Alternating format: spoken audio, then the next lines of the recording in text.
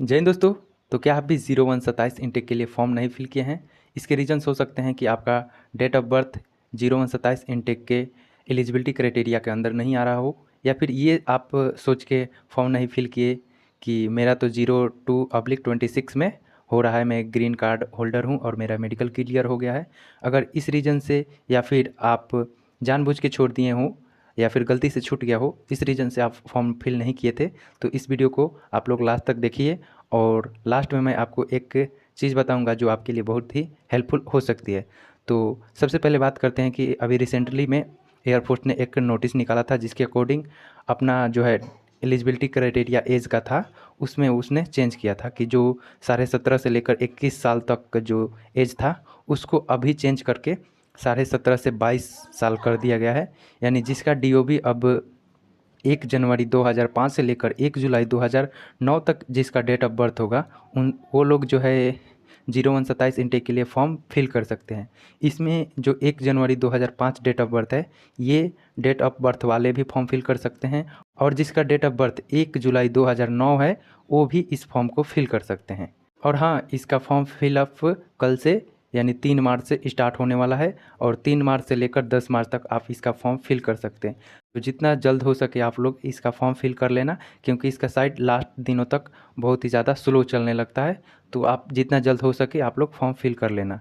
और हाँ, जिसने 02/26 में अपना मेडिकल क्लियर करके पीएसएल का वेट कर रहा है, वो भाई लोग भी अपना ये फॉर्म फिल कर दें, क्योंकि भाई एयरफोर्स का गजब ही सीन रहता है। अगर आप पीएसएल क्लियर कर जाओगे, एनरोलमेंट में नाम आ जाएगा, आप ज्वाइनिंग पे जाओगे, वहाँ पे भी मेडिकल होता है। अगर वहाँ पे मेडिकल में आपका कुछ दिक्कत आता है, तो आपको फिर से वहाँ से वो निकाल देंगे, आपको फिर से जीरो से शुरू करना पड़ेगा। तो इस चीज़ को ध्यान में रखते हुए आप इस इंटेक यानी 0127 इंटेक का भी फॉर्म फिल कर दीजिए। क्या पता वहाँ पे कुछ ऐसा सीन आपके साथ हो जाए। मैं भी, अगर नहीं होए तो भाई बढ़िया है, अगर हो जाए तो भाई उसके लिए आप पहले से ही प्रिपेयर रहें कि आप फॉर्म फिल करके एग्ज़ाम दे दें। अगर आप एग्ज़ाम दिए रहेंगे तो आपको एक मौका मिल जाएगा फिर से अपना सब चीज़ प्रोसेस करने का। तो इसलिए आप लोग इस चीज़ को भी ध्यान में रखते हुए आप फॉर्म फिल कर देना। और जिन्होंने भाई गलती से छोड़ दिया था या फिर छूट गया था, तो वो लोग भी भाई फॉर्म फिल कर देना, क्योंकि भाई एयरफोर्स ने फिर से एक मौका दिया है, जिसमें कि 3 से 10 मार्च तक हम लोग फॉर्म फिल कर सकते हैं। और मैं भी इस इंटेक का फॉर्म फिल कर दूंगा। और पहले तो मैं इस इंटेक के लिए एलिजिबल नहीं था, क्योंकि मेरा डेट ऑफ बर्थ इसके लिए एलिजिबल नहीं था। और जब एयरफोर्स में ये नोटिस निकला एज बढ़ाने वाला सीन का, तो इसके अकॉर्डिंग मैं फिर से एक अटैम्प्ट दे सकता हूँ। तो इस बार आप लोग और मैं दोनों साथ में मिलकर तैयारी करते हैं और फेज़ 2 क्लियर करते हैं। जितना भी प्रोसेस है साथ में करते हैं, और मेडिकल के लिए पहले से ही प्रिपेयर रहते हैं, क्योंकि एयरफोर्स का मेडिकल बहुत ही ख़तरनाक है।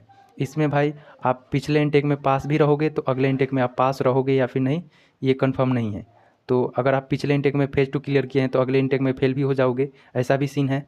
तो इसलिए आप लोग पहले से ही प्रिपेयर रहें और साथ में मिलके प्रिपरेशन करते हैं, साथ में मिलके जो भी है इसका प्रोसेस वो करते हैं। और भाई पढ़ाई से रिलेटेड या फिर फॉर्म फिल करने से रिलेटेड या फिजिकल से रिलेटेड कोई भी डाउट हो तो भाई कमेंट करके पूछ लेना, क्योंकि भाई मेरा तीनों में बहुत ही ज़्यादा एक्सपीरियंस है।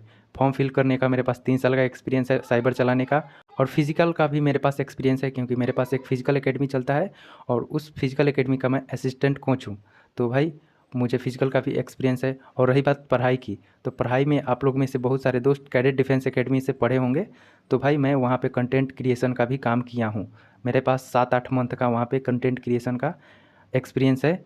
ये जो 02/25 इंटेक था, उस टाइम मैं संजीव ठाकुर सर के साथ भी कंटेंट क्रिएशन का काम किया था।